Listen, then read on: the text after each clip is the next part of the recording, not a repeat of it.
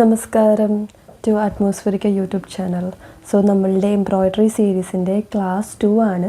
അപ്പോൾ ഇന്ന് നമ്മൾ interlaced running stitch, back stitch, chevron stitch, അങ്ങനെ 3 സ്റ്റിച്ച് തന്നെയാണ് ഇത് നോക്കുന്നത്. അപ്പം ഇതെല്ലാം ഒരു കൈൻഡ് ഓഫ് ബേസിക് സ്റ്റിച്ചസ് ആണ്.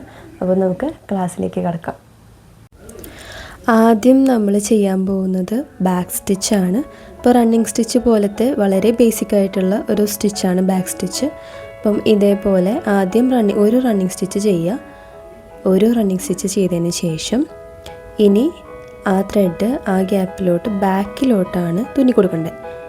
അങ്ങനെ നമ്മൾ ലാസ്റ്റ് വരെ ചെയ്യും കേട്ടോ. ഇതേ രീതിയിൽ കണ്ടിന്യൂ ചെയ്ത് പോവുക. അപ്പോൾ അത്രയേ ഉള്ളൂ ബാക്ക് സ്റ്റിച്ച് ചെയ്യാനായിട്ട്. വളരെ ഈസിയാണ്. റണ്ണിങ് സ്റ്റിച്ച് നമ്മൾ ജസ്റ്റ് ഇങ്ങനെ ആ ഒരു നെയിമിൽ തന്നെയുണ്ട്. ജസ്റ്റ് നമ്മൾ ചെയ്തു പോവുക. ബാക്ക് സ്റ്റിച്ച് ബാക്കിലോട്ട് ചെയ്തു പോവുക. അത്രയേ ഉള്ളൂ കേട്ടോ ഡിഫറൻസ്.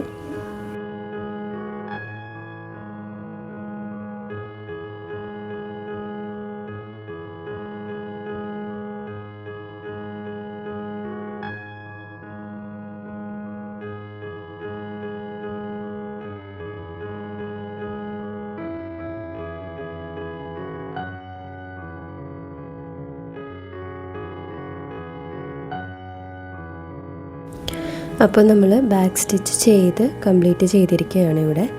അപ്പോൾ ഇത്രയേ ഉള്ളൂ കേട്ടോ. നെക്സ്റ്റ് നമ്മൾ ചെയ്യാൻ പോകുന്നത് ഇൻ്റർലേസ്ഡ് റണ്ണിങ് സ്റ്റിച്ചാണ്.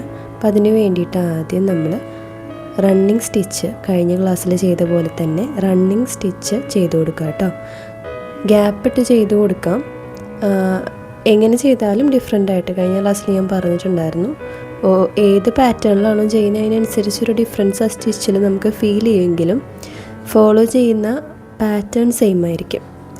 ഈ സ്റ്റിച്ചുകളുടെ ലെങ്ത്തിന് മാത്രമേ ഡിഫറൻസ് ഉണ്ടായിരിക്കുള്ളൂ. അപ്പോൾ ഇതേപോലെ റണ്ണിങ് സ്റ്റിച്ച് ആദ്യം ചെയ്ത് കൊടുക്കുക. അപ്പോൾ നമ്മൾ റണ്ണിങ് സ്റ്റിച്ച് ചെയ്ത് കംപ്ലീറ്റ് ചെയ്തു. ഇനി വേറെ കളർ ത്രെഡോ സെയിം കളർ ത്രെഡോ എന്ത് വേണമെങ്കിൽ എടുത്തിട്ട് ഇതേപോലെ ഓരോ റണ്ണിങ് സ്റ്റിച്ചിൻ്റെ ഉള്ളിൽ കൂടിയും സിക്സാഗ് ആയിട്ട് കയറ്റി കൊടുക്കുക.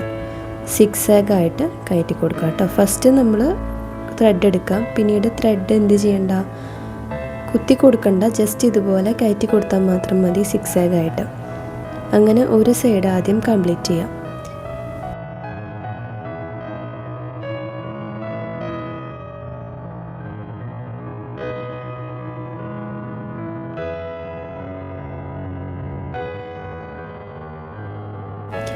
അപ്പോൾ ഒരു സൈഡ് കംപ്ലീറ്റ് ആയി. ഇനി എന്താ ചെയ്യേണ്ടതെന്ന് വെച്ചാൽ എഗെയിൻ ബാക്കിലോട്ട് ഒന്ന് കുത്തി കൊടുത്തതിന് ശേഷം നേരിട്ട് ചെയ്ത് കഴിഞ്ഞാൽ ചിലപ്പോൾ അത് സ്റ്റിഫായിട്ട് ഇരിക്കണം എന്നില്ല. ആ പാറ്റേൺ കിട്ടാൻ ബുദ്ധിമുട്ടാണ്. അതുകൊണ്ട് നമ്മൾ എന്ത് ചെയ്യുക, എഗെയിൻ ഒന്നെങ്കിൽ സെയിം ത്രെഡ്, ഇതിപ്പോൾ ഞാൻ സെയിം ത്രെഡാണ് യൂസ് ചെയ്തിരിക്കുന്നത്, അല്ലെങ്കിൽ വേറെ തന്നെ കളറ് വേറെ ത്രെഡ് എടുത്തിട്ട് നമുക്ക് ഇത് കംപ്ലീറ്റ് ചെയ്യാം കേട്ടോ. ഇതേപോലെ തന്നെ തിരിച്ച് ഓപ്പോസിറ്റായിട്ട് തന്നെ ഇതേപോലെ സിക്സാഗ് ആയിട്ട് അറ്റം വരെ ചെയിൻ സ്റ്റിച്ചിൻ്റെ അറ്റം വരെ ചെയ്ത് കൊടുക്കുക. ഇതേപോലെ ഓപ്പോസിറ്റ് ബാക്കിയുള്ള പോർഷൻ ഫില്ലപ്പ് ചെയ്യുന്ന രീതിയിൽ ഓപ്പോസിറ്റ് പോർഷനിൽ ചെയ്ത് കൊടുക്കാം. സെയിം ത്രെഡ് യൂസ് ചെയ്യാം, വേറെ കളർ ത്രെഡും യൂസ് ചെയ്യാം കേട്ടോ.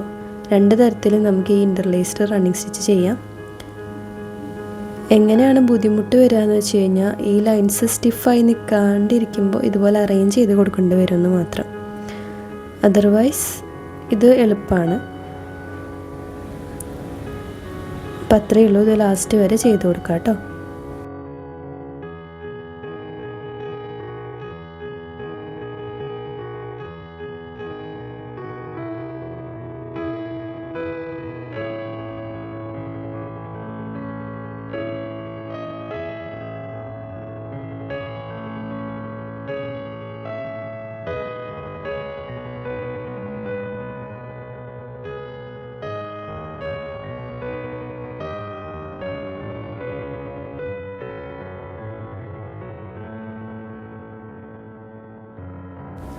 അപ്പോൾ നമ്മളിവിടെ ഇൻ്റർലേസ്ഡ് റണ്ണിങ് സ്റ്റിച്ച് ചെയ്ത് കഴിഞ്ഞിരിക്കുകയാണ്. പക്ഷെ ഞാൻ ആദ്യം എഴുതിയപ്പോൾ അത് ഇൻ്റർലേസ്ഡ് ബാക്ക് സ്റ്റിച്ച് എന്നായിപ്പോയി. ഇൻ്റർലേസ്ഡ് റണ്ണിങ് സ്റ്റിച്ചാണ് കേട്ടോ. ബാക്ക് സ്റ്റിച്ച് വേറെ ഉണ്ട്. ഇനി നെക്സ്റ്റ് നമ്മൾ ഷെവറോൺ സ്റ്റിച്ചാണ് ചെയ്യാൻ പോകുന്നത്. അതിന് 2 ലൈൻസ് വരച്ചു കൊടുക്കണം. 2 ലൈൻസിലും ഇതുപോലെ ഞാനിപ്പോൾ 2 സെൻറ്റിമീറ്റർ ആണ് ഒരു ലൈനിൽ മാർക്ക് ചെയ്ത് കൊടുത്തിരിക്കുന്നത്.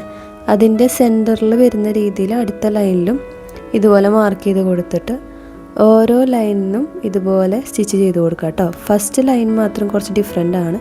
നെക്സ്റ്റ് അവിടെ നിന്ന് എടുത്തിട്ടുള്ള ത്രെഡ് നമ്മൾ മാർക്ക് ചെയ്ത പോർഷനിലേക്ക് വെച്ച് കൊടുക്കുക. എന്നിട്ട് ഇതുപോലെ ബാക്ക് സ്റ്റിച്ച് ചെയ്ത് കൊടുക്കുക. ആദ്യം നമ്മൾ ഈ ത്രെഡിലോട്ട് എടുത്തു, എന്നിട്ട് ബാക്ക് സ്റ്റിച്ചാണ് ചെയ്ത് കൊടുക്കുന്നത് കേട്ടോ. ഇതേപോലെ ബാക്ക് സ്റ്റിച്ച് ചെയ്ത് കൊടുക്കുക. നടുക്കിലോട്ടാണ് ചെയ്ത് കൊടുക്കേണ്ടത്. എന്നിട്ട് അവിടുന്ന് വീണ്ടും ത്രെഡ് എടുത്ത് അടുത്ത പോയിന്റിലോട്ട് കൊടുക്കുക. അങ്ങനെ ലാസ്റ്റ് വരെ ഇത് കണ്ടിന്യൂ ചെയ്യുക.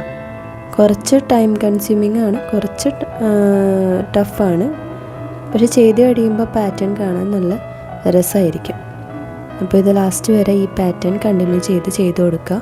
മാർക്ക് ചെയ്യുകയാണ് എപ്പോഴും നമുക്ക് ഈ പാറ്റേൺ ചെയ്യാൻ ഈസി ആക്കുക. എല്ലാ പാറ്റേൺസും മാർക്ക് ചെയ്താൽ നല്ലതാണ്.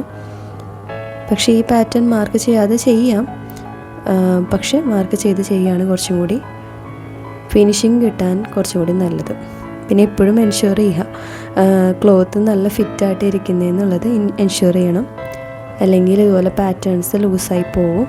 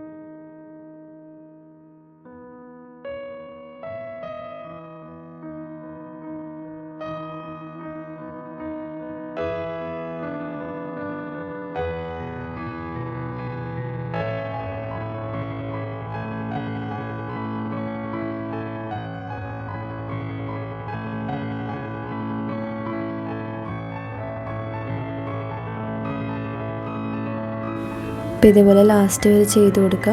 ഇതുപോലെ ഒന്ന് ലോക്കിട്ട് നിർത്തുക കേട്ടോ. അപ്പോൾ അത്രയേ ഉള്ളൂ. അങ്ങനെ ഷെവ്രോൺ സ്റ്റിച്ചും കംപ്ലീറ്റ് ആയി. അപ്പോൾ നമ്മൾ ഇന്നത്തെ ക്ലാസ്സിലെ 3 സ്റ്റിച്ചസും ഇവിടെ ചെയ്തു. അപ്പോൾ നിങ്ങൾക്ക് ഇതുപോലെ പാറ്റേണായിട്ട് ഒരെണ്ണം കംപ്ലീറ്റ് ചെയ്തതിന് ശേഷം അടുത്ത ക്ലോത്ത് പീസ് എടുത്താൽ മതി കേട്ടോ. അപ്പോൾ ഞാനിവിടെ ഓൾറെഡി യൂസ് ചെയ്തത് തന്നെയാണ്, അതിൽ തന്നെയാണ് ബാക്കി സ്റ്റിച്ചസും ചെയ്ത് വെച്ചത്. ഓരോ സ്റ്റിച്ച് ചെയ്യുക, അതിൻ്റെ മുകളിൽ അതിൻ്റെ പേര് എഴുതി വെക്കുക. അപ്പോൾ നമ്മൾ മറന്നു പോയില്ല, നമുക്ക് റെഫറൻസിന് പിന്നെയും എടുത്ത് നോക്കിയാൽ മാത്രം മതി. അപ്പോൾ നമ്മൾ ബാക്ക് സ്റ്റിച്ച് ചെയ്തിട്ടുണ്ട്. ഇൻ്റർലേസ്ഡ് റണ്ണിങ് സ്റ്റിച്ചാണ്. അതെനിക്ക് ആദ്യം ഒരു തെറ്റ് പറ്റി, ബാക്ക് സ്റ്റിച്ചെന്ന് എഴുതിപ്പോയി, പക്ഷെ അത് റണ്ണിങ് സ്റ്റിച്ചാണ്. ഇൻ്റർലേസ്ഡ് ബാക്ക് സ്റ്റിച്ച് നമ്മൾ അടുത്ത ക്ലാസ്സിൽ നോക്കൂ കേട്ടോ. പിന്നെ ഷെവ്രോൺ സ്റ്റിച്ച്, അങ്ങനെ 3 സ്റ്റിച്ചാണ് ഇന്ന് പ്രാക്ടീസ് ചെയ്തത്. ഇതൊക്കെ ചെയ്ത് നോക്കുക. ഇതൊക്കെ ബേസിക് സ്റ്റിച്ചസിൽ വരുന്നതാണ്, പക്ഷെ നമുക്ക് ഈ സ്റ്റിച്ചസ് വെച്ചിട്ടും ഡിസൈൻ ചെയ്യാൻ പറ്റും. അപ്പോൾ അത്രയേ ഉള്ളൂ. പിന്നെ നെക്സ്റ്റ് ക്ലാസ്സിൽ കാണാം. അതുവരേക്കും ടാറ്റാ.